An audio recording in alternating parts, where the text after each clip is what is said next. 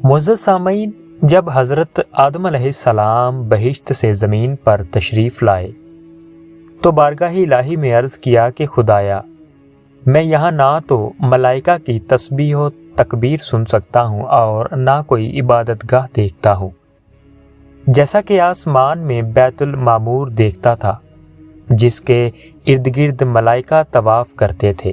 جواب الہی آیا کہ جاؤ، جہاں ہم نشان بتائیں وہاں کعبہ بنا کر اس کے ارد گرد طواف بھی کر لو اور اس کی طرف نماز بھی ادا کرو۔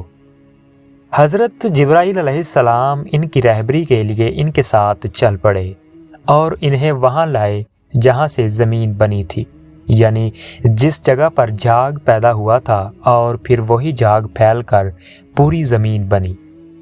حضرت جبرائیل علیہ السلام نے اپنا پر مار کر 7ویں زمین تک بنیاد ڈال دی، جس کو ملائکہ نے 5 پہاڑوں کے پتھروں سے بھرا: کوہ لبنان، کوہ طور، کوہ جودی اور ہیرا اور طور زینا اور طور زیتا۔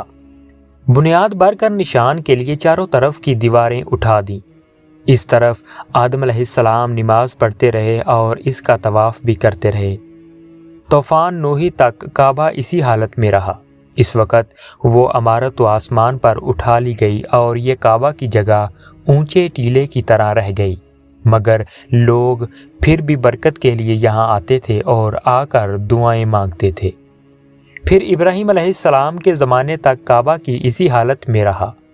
جب حضرت اسماعیل و ہاجرہ اس میدان میں آ کے ٹھہرے اور ان کی وجہ سے یہاں کچھ آبادی ہو گئی، تب حضرت ہاجرہ کے انتقال کے بعد حضرت ابراہیم علیہ السلام کو حکم ہوا کہ اسماعیل کو ساتھ لے کر یہاں عمارت کعبہ بنائیں۔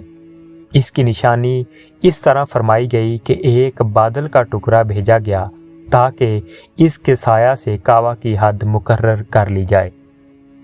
حضرت جبرائیل علیہ السلام نے اس سایہ کی مقدار خط کھینچا اور ابراہیم علیہ السلام نے اس خط پر زمین یہاں تک کھودی کہ بنیاد آدم نمودار ہو گئی اور اس بنیاد پر عمارت بنائی۔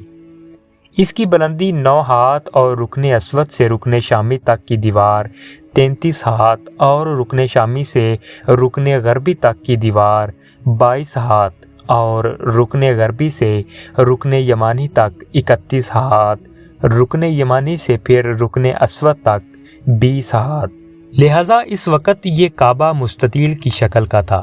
حضرت ابراہیم علیہ السلام نے خانہ کعبہ کے اندر ایک تغار سا بنایا تھا جو مثل خزانہ کے تھا کہ کعبہ کے لیے کچھ نظر تحفے میں آئے، اس میں رکھے جائیں گے۔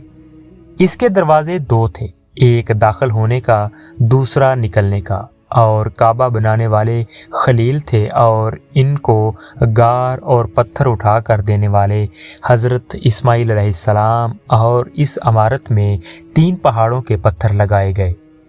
ابراہیم علیہ السلام سے پہلے کسی نے یہاں عمارت نہ بنائی تھی، مگر آپ کے بعد کئی دفعہ اس کی تعمیر و مرمت ہوئی اور اس میں حالات کی وجہ سے کچھ تبدیلیاں بھی ہوئیں۔